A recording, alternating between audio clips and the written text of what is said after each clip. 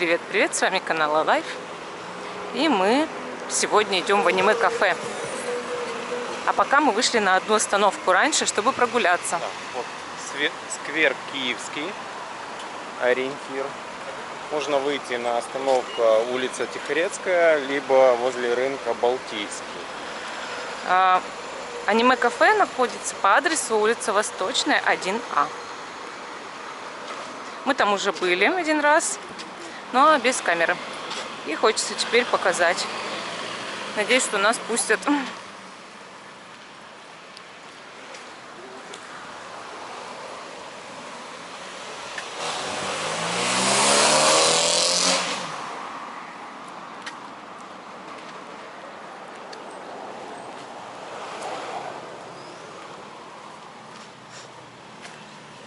Сегодня 23 градуса. 24 должно быть днем. Ну, мне жарковато почему-то, даже в 23-24, не знаю. Ветра практически нет. Ветра мало, да. И мы в маршрутке проехали. Да. Ну, сейчас у нас подняли проезд. Сейчас уже билет маршрутки стоит 30 рублей почему-то. Для меня это было сюрпризом. Давно, Я до этого... Давно? Да. Вот. Сегодня суббота, 24 июля. Праздник Гуру Пурнима. Да? Да. Расскажи про этот праздник. Ну, праздник полнолуния, летнее полнолуние определенное. Считается это очень хороший день для духовных практик, для связи с духовными учителями, наставниками, с ангелами-хранителями. В разных религиях он по-разному празднуется, но не знаю, как в христианстве, вот в индуизме считается это очень сильный день. И если есть какие-то вопросы духовные к Богу, к духовному наставнику, можно внутри себя задать, и сегодня гораздо выше шанс услышать точный верный ответ. Да, еще полнолуние сегодня в 21:42 по Москве. Кто-то вот высчитывает, что вчера почему-то вот, часа в 22 тоже, да? Кто-то сегодня, но вот два календаря, и они всегда на сутки разнятся. Но здесь, в европейской части, принято, что 24-го в 21:42 по Москве полнолуние.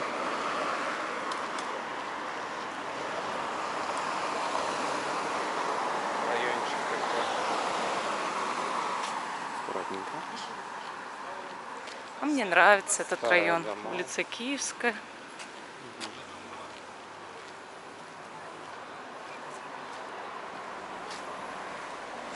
На дворе июль, тепло, середина лета.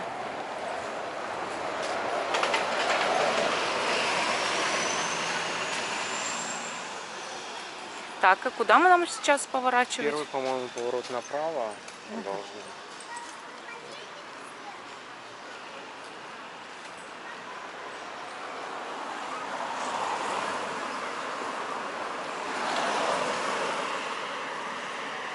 Натурова. Интересно, что там продают, какие продукты, молоко или мясо?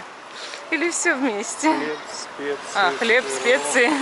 Сыры, варенье, колбасы. Ясно. Такой старенький заборчик. Да, вот первый поворот направо, и мы подходим к нему к окну.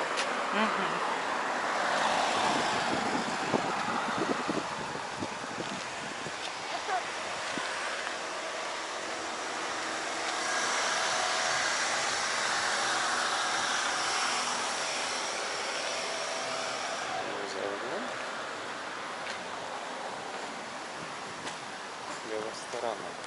Мне у них там очень много чего нравится, такого интересного. Сейчас вот я покажу. В прошлый раз мы прям рассматривали и рассматривали. У них там есть еще зал с детскими рисунками. Тут пытаются дети аниме рисовать. Мангу, точно, мангу. Героев своих любимых. Это очень интересно. Вот то, что музыка играет, не очень хорошо, конечно. Вот видите, тут какие рисуночки. Так. так. Тут вот такой вот уличный, значит, столики, качельки. И вот аниме-кафе, режим работы. А время что, не 12? Должны работать. Так у них кондиционер просто работает. Заходи давай.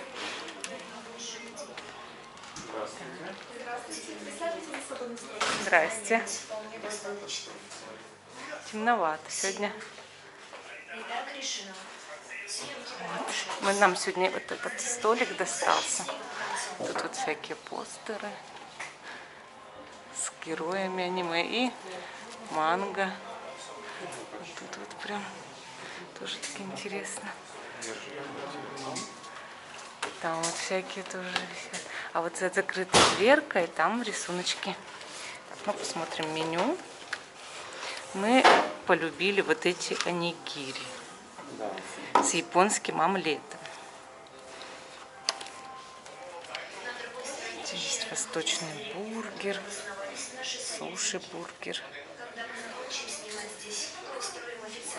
рамен, вок.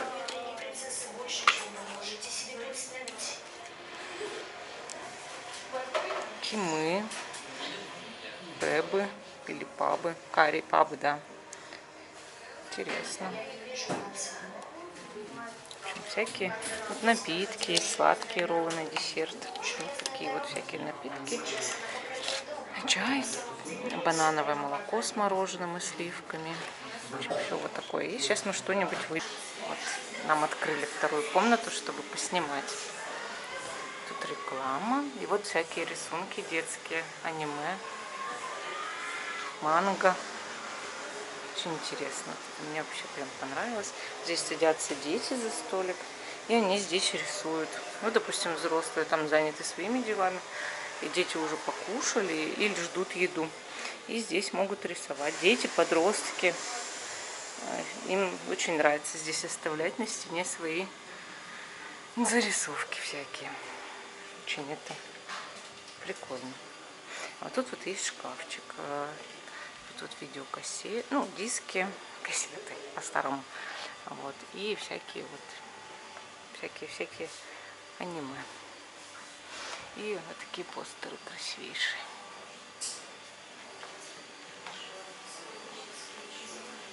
Так симпатично здесь. Владимир Николаевич сидит. По телевизору транслируют серию Наруто. Вова сказал. Максим говорит, зря не пошел-то с нами. Всем можно сидеть, смотреть Наруто. Война какая идет. Шиноби, наверное. Нам принесли чай и чашечки. Вот. Сейчас будем пить чай черный. Надеюсь, что все будет с нами хорошо. Так, нашла какую-нибудь книгу. И что тут? Норихиро Яги. Вот не пойму, что написано-то. Клеймор. Клеймор, что ли? Так, открываем. Ага, краткое содержание. Это не первая часть. Это явно... А, восьмая. Так. Логово ведьмы. Угу. Помоги хоть полистать-то. Да. Давай вместе. Так, что тут у нас? О, ведьма-то она ого-го, конечно, да.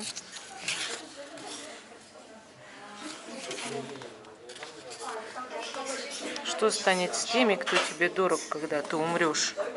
Издеваешься? Я забыл, что манга в обратном порядке. Да.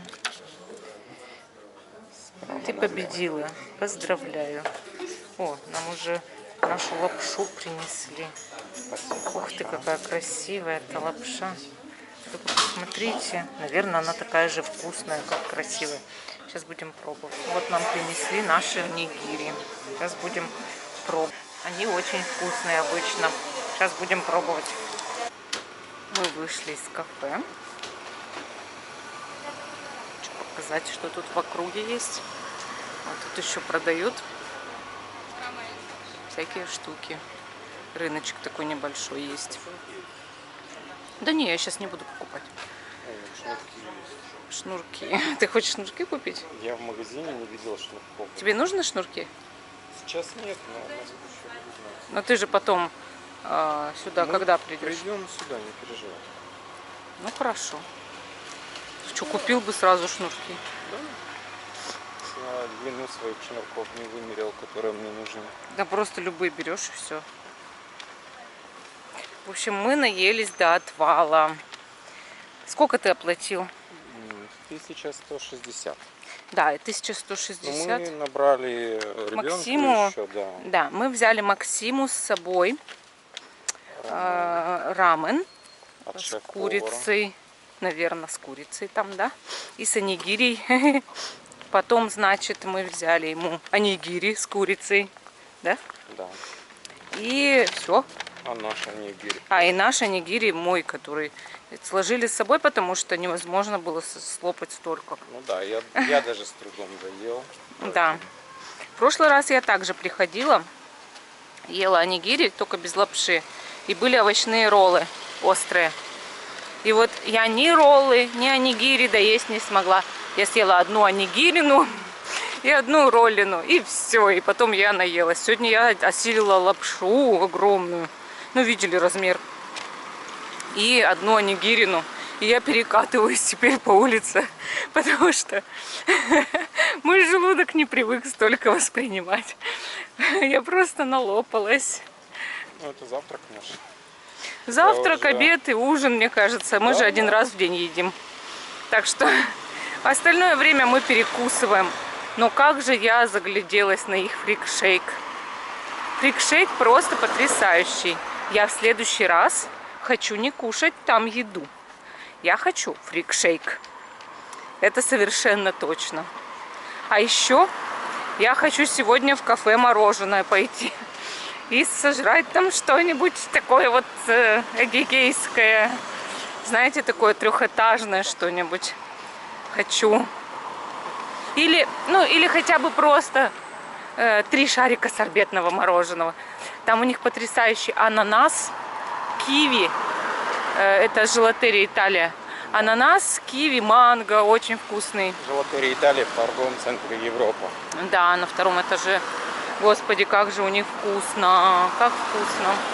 Я часто в сторис, инстаграм выставляю их шедевры. Как у них блинчик с клубникой. Они берут джем Махеев клубничный, пекут большой блинчик, промазывают его изнутри джемом Махеев, складывают его. Значит, сверху кладут шарик ванильного мороженого, все вокруг покрывают, значит, сливками беленькими такими и кладут порезанную напополам клубнику. На весь блинчик накладывают много-много клубники. Как же это красиво, как же это вкусно. А Максим еще всегда берет 3 шарика горького шоколада, мороженое горький шоколад. Оно ни капельки не горькое, оно очень вот такое шоколадное прям. И вот он кушает и клубнику еще туда, вот это мороженое макает с этого блинчика. Ну как же вкусно. Мы хотим зайти в храм. У меня 22 июля у дедушек годины были. У обоих родных моих дедушек. Дедушка Владимир и дедушка Борис. И вот сейчас зайдем, наверное, попробуем в храм. Давайте я вам его так сверху покажу, потому что вряд ли нас спустят с камерой. Там будет скандал опять. Я уже научена уже горьким опытом о том, какие бывают скандалы в храмах из-за моей камеры. Поэтому я вот так с внешней стороны поснимаю, как тут вон церковная лавка стоит. Вот смотрите, какой фасад. Ого. А? Мне кажется, нас пока не пустят в храм. Ладно. Мы тогда потом зайдем. Вот, в следующий раз зайдем. Вот тут. И вот пойдем туда. Теперь прогуляемся. Храм подождет, я потом... На площадь сходим тогда и Ну, может, на площади зайдем, да, там Там рядом. 40 уст можно заказать или свечи за упокой поставить дедушкам моим. Дедушка Борис у меня умер, по-моему, в 2009 году. А дедушка Володя в 79-м, что ли. Да, за 6 лет до моего рождения. В 79-м он умер. 30 лет ровно между ними разница. Но в один и тот же день. Самое это интересное. Бывает вот так. Что-то сегодня то землю какую-то копают, то кого-то отпевают. Еще что-нибудь. Что-то какие-то в скафандре люди. Я что-то так-то напугалась. Оп, а что они туда? Ну, может, кто-то от короны или что. Я очень напугалась и сразу же побежала оттуда. Очень страшно, да, было прям. Ой, мы тут как-то поехали, значит, мы даже снимали про это. Багратионовск в храм. Там «Вера, надежды и любви» и матери Софии. И там женщина прямо в обморок во время службы упала. И скорую там дали, что там ее Нет, подняли, воды дали на воздух на просто, воздух, да. да, еле встал. Ну, ясно. Ну, и, знаешь, вот кому-то тяжело бывает службу отстоять. И... Зачем тогда пробовать стоять всю службу? Вот я этого не могу понять. Я помню, как раньше меня прям заставляли как-то, или вот мне чувство долга такое было, что я ходила в храм. Вот, смотрите, кинотеатр Киноленд здесь. И вот я ходила в храм в свое время, и прям ведь всю ночь я там стояла на Пасху. Или какие-то службы. Всю ночь или там по 3 часа могли стоять, стоя ведь стояли. Сейчас понимаю, что вот многие религии сидя хотя бы можно сидеть. И всякие там, да, допустим, условия, что... Ну, не всегда надо вот так мучиться. А ведь иногда еле ведь выстаиваешь это. Все болит, абсолютно все болит. И никто не может сказать, что это так уж полезно стоять, стоя всю ночь. Это как вот ведь на износ, на выносливость. Не каждый здоров настолько, чтобы отстоять стоя всю ночь. Ну, это определенная аскеза. Да, это аскеза, я ее выполняла. Но было очень тяжело. Потом уже стоишь просто как в бреду. И, как сказать, стоишь как в бреду, допустим, да? У тебя уже ничего ты не понимаешь. Только успеваешь креститься, как все, и падать на колени, как все. Ну, я молилась очень много. Я молилась, это правда. Я когда стояла, вот ночь выставила в храме, или там несколько часов, всегда молилась, просила. Там какие-то свои, там, всякие за семью, там. Но потом, вот когда уже там пройдет 4 часа, допустим. Сейчас мне не выстоять, я просто упаду в обморок. Уже здоровье не то. А тогда стоишь, и вот такое чувство, что все, в голове бред какой-то. Мыло. Вот как будто, ну не знаю, теряешь это сознание, что ли, окружающей действительности. Ты, Вов, стоял когда-нибудь всю ночь именно службу? Да. Сколько? Один раз. А я вот много раз. А бабушка моя, она каждые выходные, баба Тома, ходила в храм. Каждые выходные она пешком ходила. А у нас так было, что вот у нее дом последний в городе, около профилактория, 4-этажный, ну, в смысле хрущевка, или как она сказать, многоквартирный. 4-этажный дом, на 3-м этаже бабушка у меня жила. До церкви 3 километра. И вот она пешком встает и через весь город чешет, потом в поселок. И там в церковь она идет, и там стоит службу. Я как-то, мне нужна была бабушка по каким-то делам. Я заходила в эту церковь, в этот храм, и ее пыталась звать. Как она на меня шикала, как она шикала на меня. Там все в платках. Зайдешь, еще что-то не так сделаешь, все на тебя нашикают. И что-то не так, ты еще голову, не дай бог, не повязал там. Ладно, вот всегда у дверей храма висели эти косынки, платки. Сначала было неприятно. А потом привыкаешь, что можно напялить чужую косынку на голову. И ничего такого страшного в этом, мол, нет. И вернуть. И потом надо просто повесить так же. Вот перхоть там у кого-то, блохи там, вши, я не знаю. Все одной и той же косынкой. Не знаю я, вот насколько это сибирейный грибок. Сейчас вот понимаю, что это все есть. А раньше ведь не знали, что есть какие-то болезни волос, кожи головы. Напяливают все одну косынку, да и все. Да может она висит, там может дезинфекция происходит, не знаю уж, церковная. Или перестирывают девочки там, которые в церкви, бабушки. Может, перестирывают, кто их знает. Ну, вот ни разу не видела, чтобы стирали, если честно. А как мы пили из одного чана? Какой коронавирус? Вы о чем вообще говорите? Я в храме, сколько раз я причащалась, всю свою жизнь, вот эту вот больную, когда я не понимала, что вообще, кто я. Как оно надо-то молиться. Я в религии, ну, я была жестко в религии, какой-то период жизни я была жестко в религии. Это была больная жизнь для меня, вот я считаю. Потому что, ну, так зависеть от религии, это, конечно, нонсенс. Но у меня вся семья очень такая. Бабушка Тома, она вообще, она молилась, она соблюдала все посты. А когда постов не было, она постилась просто так. И,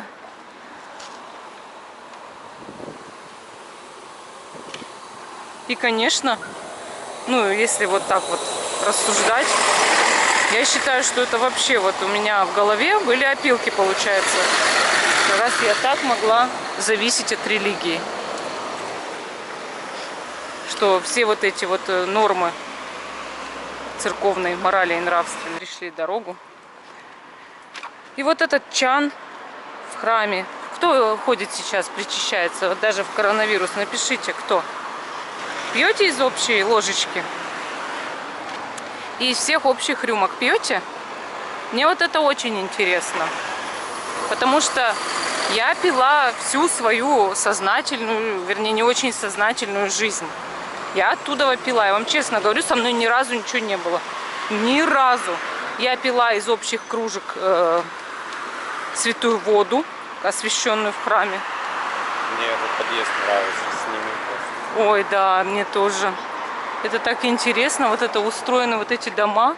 И вот тут цветы у них, и все мальва вот белая. У них очень интересный дом. Очень. И вот раньше не было пластиковых стаканов. Ну, не было их. Я их всю половину жизни первую не помню. Когда они пошли, тогда, ну, все, значит. А пока их не было, в церкви стояла одна на всех. То железная, то стеклянная кружка или граненый стакан.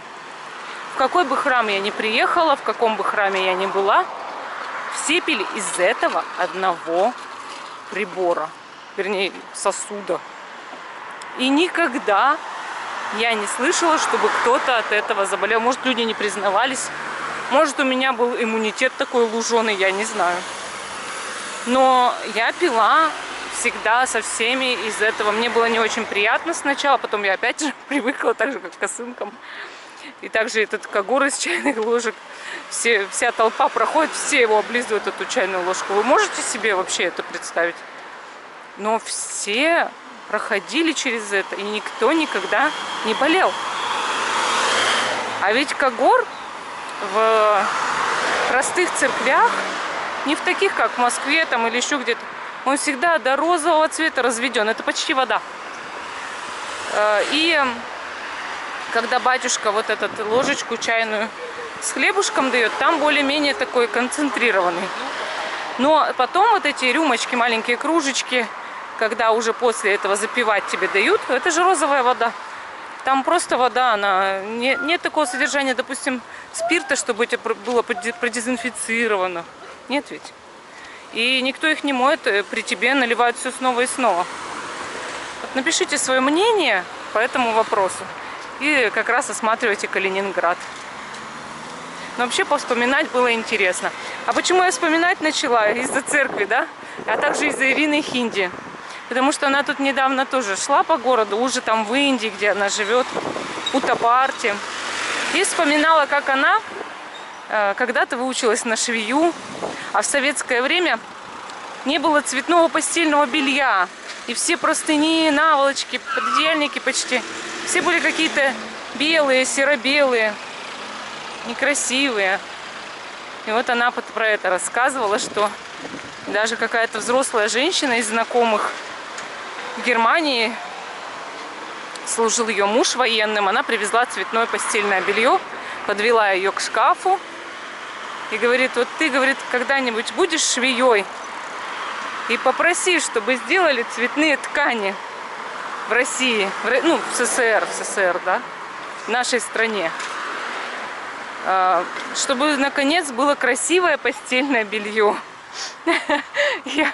Я говорю, ну надо тоже нам что-нибудь про свое прошлое рассказать. Вот сегодня выдалось про церковь рассказать. Только что минуту назад моему мужу пришел сертификат о вакцинации от ковид. Представляете?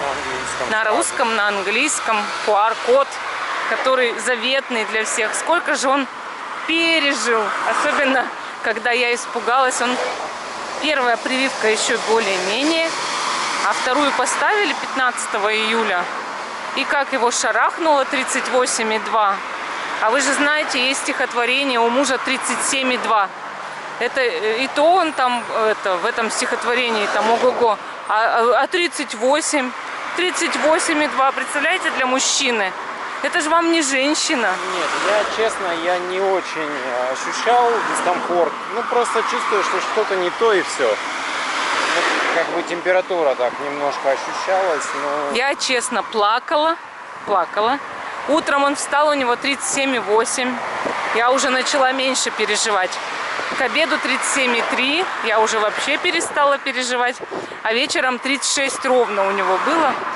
И мы забыли про это. Да. Вот наши приключения по прививке. Ну и вот заветный QR-код сегодня, 24 июля. Ура! У Владимира Николаевича теперь все есть. Да, я теперь могу сходить, получить сертификат на руки. А это нужно сделать обязательно. Завтра в больницу пойду. А это не в больнице делается? В клинике, там, где я вторую прививку получил. А не в ГОСУС? Ой, не в этом, не в моих документах? Нет. Нет? Туда можно прийти, там у них специальное окошко для выдачи сертификатов. Ой, как здорово-то. Так что можно получить. Ну вот такая вот история. Идем по мосту. Тут у нас поезда стоят. Видите? С вагонами, с груженными углем. Вон сколько поездов. Ух, величие какое, Калининградское. И мост, по нему все едут, машинки. И люди на великах гоняют.